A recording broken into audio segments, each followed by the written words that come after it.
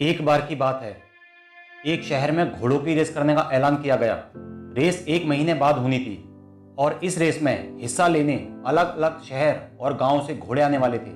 इस रेस में जीतना बहुत सम्मान का विषय था, क्योंकि इस रेस को देखने दुनिया भर से लोग आने वाले थे और इस मौके को कोई नहीं चूकना चाहता था। सभी शहर और गांव के लोग अपने अपने घोड़े को रेस के लिए तैयार करने लगे, जिसमें से एक गांव बजरिया नाम का भी शामिल था। वो गांव पहली बार इस रेस में हिस्सा लेने जा रहा था। ये बहुत ही छोटा सा और मामूली सा गांव था जिसे कोई नहीं जानता था, और इस गांव के लोग चाहते थे कि हमारा घोड़ा अगर इस रेस में जीत जाए तो हमारा गांव भी दुनिया भर में मशहूर हो जाएगा।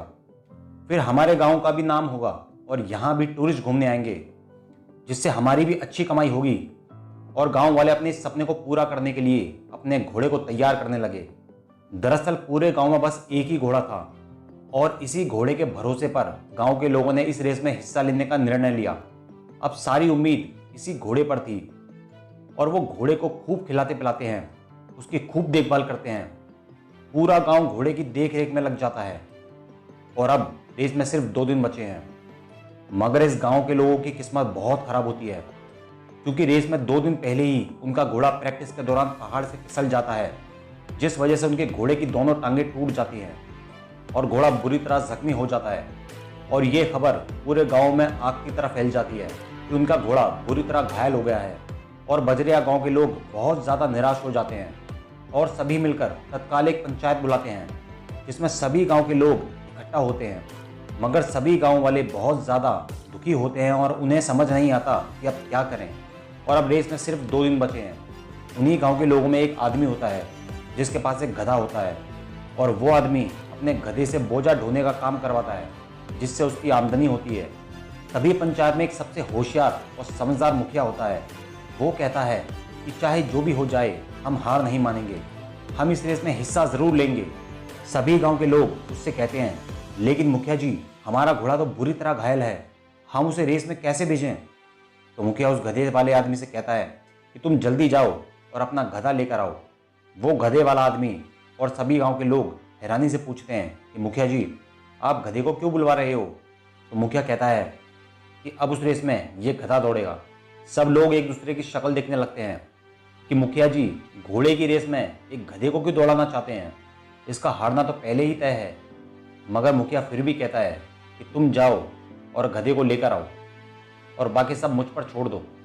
अब गधे वाला आदमी गधे को लेने अपने घर जाता है और गधे से कहता है कि चल, मुखिया जी ने तुझे पंचायत में बुलाया है।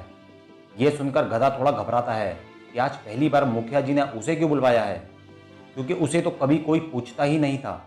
दरअसल उसे रेस होने के बारे में और घोड़े के जख्मी होने की बात मालूम थी। फिर भी वो हैरान था कि पंचायत में उसका क्या काम है, लेकिन मुखिया जी के बुलाने पर उसे जाना पड़ता है। अब गधे को पंचायत में सबके सामने खड़ा कर दिया जाता है। तभी मुखिया जी उस गधे के पास जाकर उसके सर पर हाथ फेर कर बड़े प्यार से उससे कहते हैं कि आज मैं तुझे तेरी जिंदगी का सबसे बेहतरीन मौका देने जा रहा हूँ। तुझे 2 दिन बाद इस रेस में घोड़ों के साथ दौड़ना है।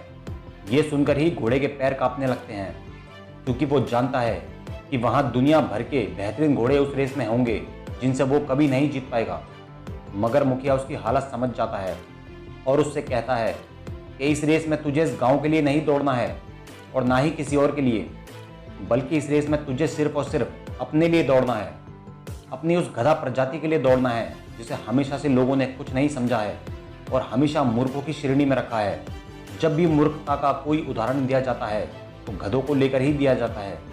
अब तुझे अपनी और उस प्रजाति की लाज बचानी है जो सालों से खतरे में है। बदल दे उन सबकी सोच जो तुझे और तेरी गधा प्रजाति को कम आंकते हैं। सालों से गधों के साथ भेदभाव होता आया है और होता रहेगा। अगर तुझे भी इस धरती के सभी जीवों और प्राणियों की तरह सम्मान चाहिए तो दौड़ इस रेस में और जीत कर ही साबित कर दे कि तुझे समझने में लोगों ने कितनी बड़ी भूल की थी।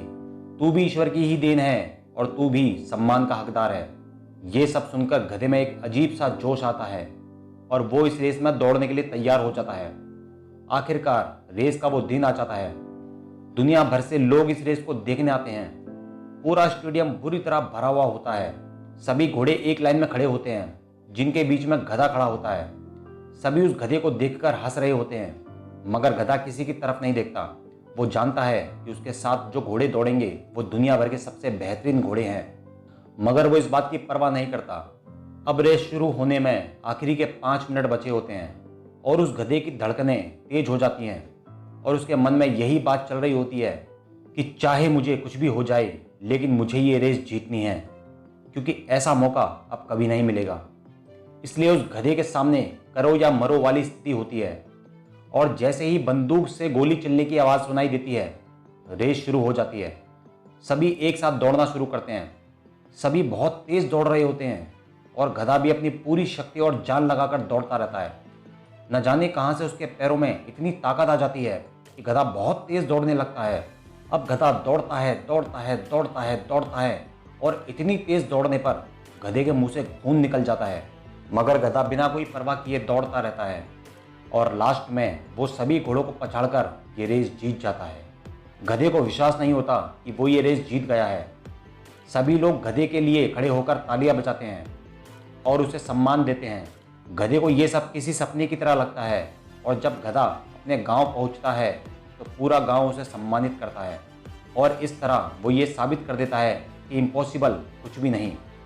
दोस्तों, अब सवाल ये है कि गधा आखिर इतनी विशाल रेस जीत कैसे गया, क्योंकि सभी को लगता था कि गधा ये रेस नहीं जीत सकता, जबकि खुद गधे को भी पहले अपने ऊपर ये यकीन नहीं था।